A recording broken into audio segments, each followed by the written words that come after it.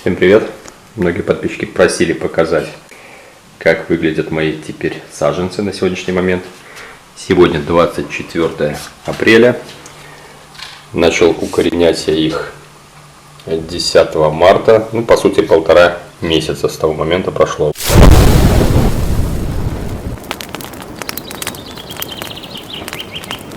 Вот на сегодняшний момент так они выглядят. Вот весь подоконник под самую завязку. И в другой комнате примерно то же самое. Значит, ну это на продажу, так сказать. Вот они вот в таких вот пакетиках. Значит, поливал я их буквально 3 раза за все это время. Первый раз полностью пролил через верх, чтобы вода ушла вниз.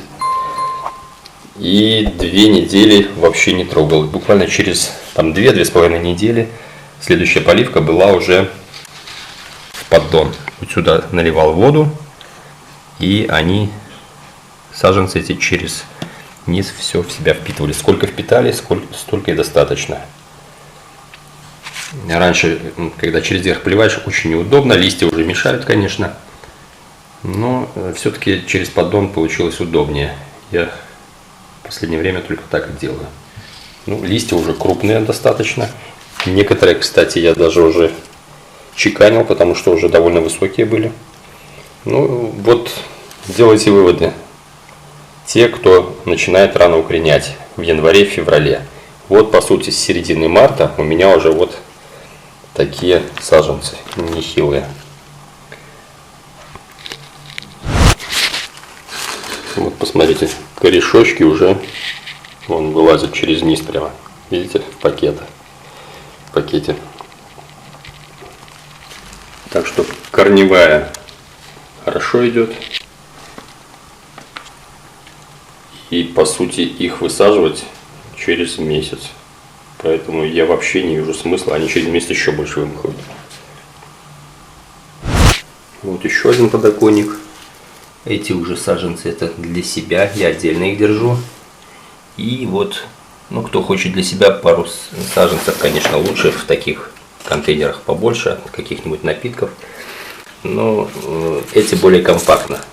Их по много помещается, поэтому если для продажи, вот эти вполне себе нормально. Для себя, конечно, лучше побольше выбирать. Вот тугодумы мои.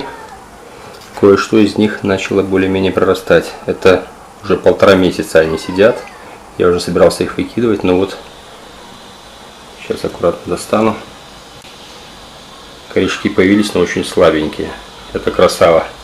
Для меня это дефицитный сорт. Я его сейчас уже высажу, пускай с грунта немножко питание себе получит, потому что явно все с черенка повысасывал. Вот такой у него побежек. Но уже собирался выбрасывать, но попробую все-таки его вырастить. То, что темное, это в воду я уголь добавлял, чтобы не плеснела, не гнила вода. Даже банка замусоленная такая. Вот этот, который я на днях буквально пересадил с маленькими корешками. И я надеюсь, он наберет силы и будет развиваться.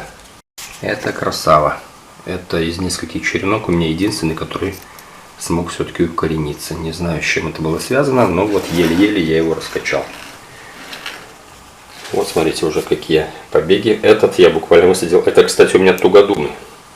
Обычно у меня в кокосе буквально через 2 недели выстреливают корни. У этих через месяц, наверное, где-то.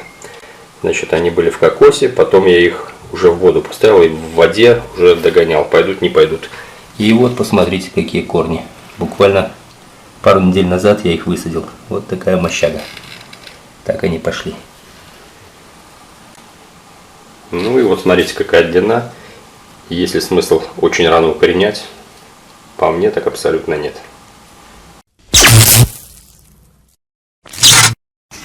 Вот сейчас я в среднем их поливаю примерно раз в неделю, раз в 1,5 недели. В общем, пока стаканчик не станет легким. Вот я его достаю, пробую на вес. Там внизу, но довольно еще тяжелый. Так как листовой аппарат уже такой довольно приличный, он довольно много качает воды. Поэтому тут как бы такого рецепта нет, как часто надо поливать. Но все-таки просто берете, когда у вас стаканчик весь напитан водой, грунт этот, он довольно тяжелый. Потом он как пушинка становится легкий. Ну и немножко начинает вязь, как бы тургор уменьшается. И можно уже сразу поливать. Но главное не проморгать этот момент. Заливать совсем не рекомендую, потому что начнут загнивать корни.